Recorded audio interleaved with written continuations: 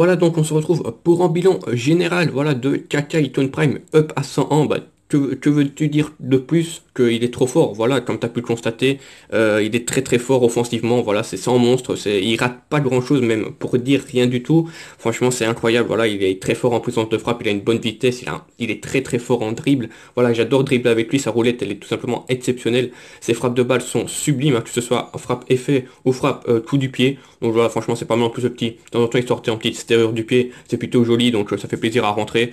Donc voilà, franchement, il n'y a pas grand chose à dire sur lui. Bien sûr, comme tu as pu le constater, il a marqué très peu de buts de la tête. Je pense qu'il y en a peut-être un ou voire deux, je me rappelle plus, mais grand max de buts de la tête. Donc voilà, c'est son défaut, hein, on va pas se le cacher. C'est son jeu de tête et sa détente. Mais voilà, c'est en milieu off, donc en multi-attaque, tu n'auras jamais d'action avec sa tête. Bon, en face, ça dépend, c'est jouable. Mais voilà, bien sûr, s'il est seul, je pense qu'il te la mettra de la tête. Mais bon, avec un duel aérien, c'est très compliqué pour lui. Mais voilà, c'est son seul défaut, hein, comme tu peux le constater en dribble. Comme je l'ai dit, c'est très fort en frappe de balle. Mais c'est exceptionnel, franchement, c'est le meilleur joueur que j'ai testé cette saison. Voilà, niveau frappe de balle, c'est comme ses stats ne mentent pas, hein. 139 en puissance de frappe, 140 en tir de loin, ça envoie des roquettes, 126 en finition. Ça loupe pratiquement zéro occasion. C'est 124 en effet, ça sort 100 pour ses tirs en finesse. Donc voilà, franchement, très très fort. N'hésite pas à le prendre. Voilà, entre les trois joueurs, bah, je te conseille plus Kaka, même si je rappelle que les autres, j'essaie pas de tester, bien sûr, hein. Owen, j'ai pas testé. Et Hero, quand je joue contre, je trouve qu'il est banal. Voilà, pour moi, il est pas exceptionnel. Ça, c'est mon avis personnel, bien sûr. Donc voilà, n'hésite pas à prendre Kaka si tu as les moyens, bien sûr, de le récupérer. En tout cas, moi, je vais te laisser là-dessus. N'hésite pas, bien sûr, à bombarder de likes. Voilà, ça m'a pris du temps à faire ça. Donc voilà, juste n'hésite pas à liker, rien que pour ça. À t'abonner, voilà, ce n'est pas déjà fait, ça fait toujours plaisir. À rejoindre mon Discord qui se trouvera en description. Je te laisse là-dessus. Je te souhaite une bonne fin de journée. On se retrouve dans les prochains jours pour de nouvelles vidéos ou peut-être en prochain live. C'était Titi Elia. Ciao.